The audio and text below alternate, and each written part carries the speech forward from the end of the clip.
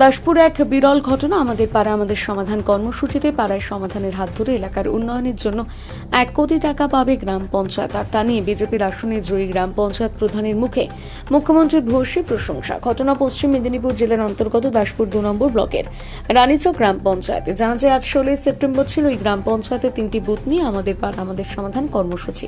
তাতেই দেখা গেল বিরল ঘটনা। গ্রাম পঞ্চায়েত প্রধান কি বললেন শুনুন।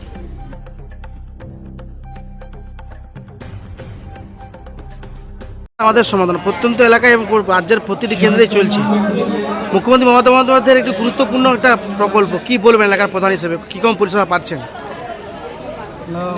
প্রথমে ধন্যবাদ জানাই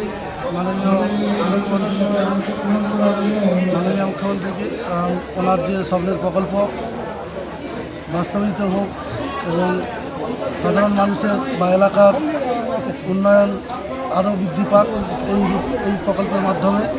এলাকার যে সমস্ত ছোটো ছোটো কাজ এবং আইসিডিএস, আমাদের যে সমস্ত এলাকার আইসিডিএসের প্রতি আমরা কোনোভাবে পঞ্চায়েতকে কিছু করতে না পারি, আমরা মাননীয় এই প্রকল্প থেকে আইসিডিএস স্কুল এগুলোকে একটু ভালো মতো পরিকাঠামো করতে চাই।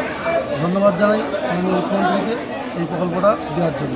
প্রায় 1 কোটি টাকা আপনার গ্রাম পঞ্চায়েতে আসছে উন্নয়নের জন্য, কি বলবেন? ভালো, 1 কোটি টাকা আমার গ্রাম পঞ্চায়েতে প্রায় 10টা 11টা সংসদ রয়েছে।